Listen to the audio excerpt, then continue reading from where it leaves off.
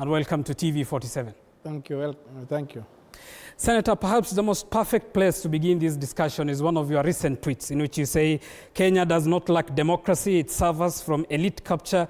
We are recycling billionaires in government while citizens cheer for tribal kings. It's time to stop worshipping the ballot and demand a reset. Real transformation needs disruption of the status quo. What in Okiya's view is Kenya's current problem? Disregard for the rule of law. We have a very beautiful constitution, we have beautiful laws, but they mean for nothing.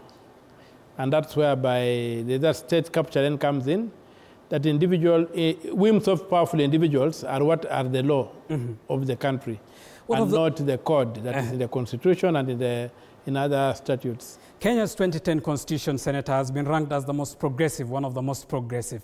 Is it a question of the law or the implementation of the law in your view? It's implementation. Political goodwill to implement the law is lacking. And that, in your view, should come from a political class that is in need of a change? There must be a political class that believes that Kenya needs to lay foundations and leap forward into the global economy. So you need a leadership that looks at Kenya being bigger than themselves, and one that is out to build a legacy and not to enrich itself. But Senator, in a democratic dispensation such as ours, leaders don't bring themselves. The electorate elect them every 5 years in what the Constitution has given us as a referendum, really, to judge on their performance. To what extent, rather, are the electorate to blame in the mess? No, the electorate is not to blame in any way. What is to blame is the leadership. If you look at all these people, they come up with manifestos that are beautiful. First of all, they have captured the state. They don't allow the elections to be conducted as anticipated or as prescribed in Chapter 7 of the Constitution. They do, especially for the presidential elections. The Constitution says the presidential election should terminate at the constituency. We keep on bringing things in bombers and then creating that and a suspension and what have you, and then the confusion, so that even whoever emerges a leader lacks legitimacy. Why don't we do what the script says in the Constitution? But Senator, are you in entirety absolving the electorate of being part of the current Kenyan problem? I personally do, because I think the electorate listens. The leadership must have some no-go areas, some taboos. Our leadership does not have any taboos. So you'll find that they use that money to bamboozle the electorate. They make lofty promises. Look at the manifesto that what Kenya Kwanza had last time. If that manifesto had been implemented, would there be any need to challenge Ruto? No.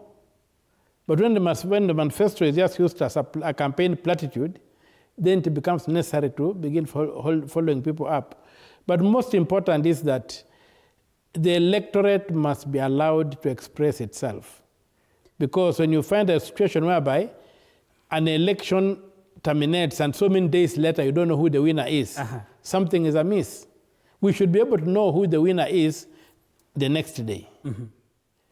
And that's how our constitution is designed. Just like the Americans, when they went to the election last time, on 6th they voted, on 7th they knew Trump had won, then they took a nap until January to formally declare him. Senator, just on purpose of curiosity, you mentioned of the Kenya Kwanza and the Ruto manifesto.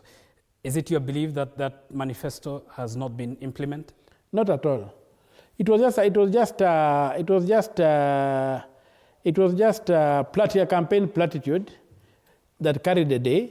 And if you look at it, for example, it was the simple thing of saying we are not going to borrow money. Ruto is borrowing almost, if you compare to Uhuru, it's like more than what Uhuru borrowed. Yet there was an undertaking in the manifesto that loans will be a thing of the past, that we shall have a balanced budget, that we shall cut down on expenditure. But look at how they are spending. The issue, look at the other day, you just saw the other day the ministers have begun running around with bundles of money that they cannot explain where it came from. They're trying to bamboozle the public, trying to create that they're a juggernaut that you cannot, they're unstoppable kind of thing. And then trying to reduce the entire campaign to who has stolen more than the other.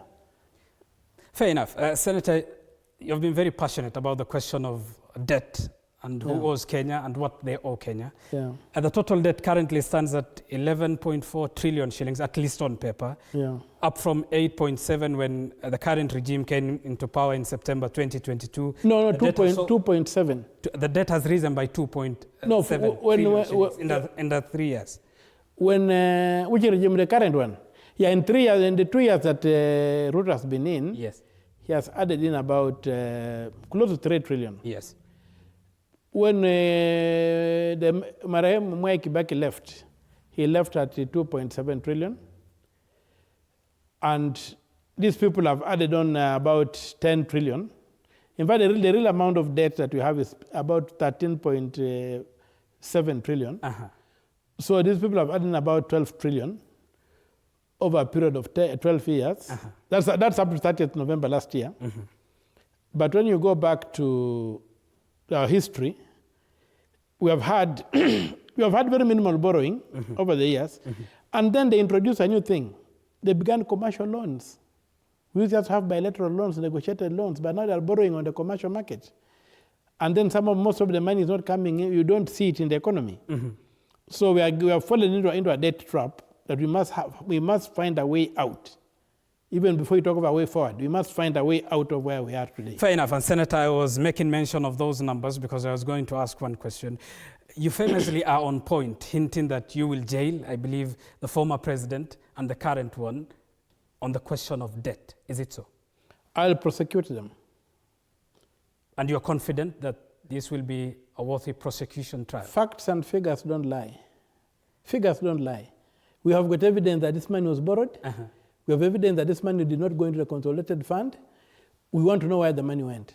And in your view, those facts and numbers seemingly don't point out to a proper usage of the money borrowed. They don't even the word usage is too big. They just point to theft.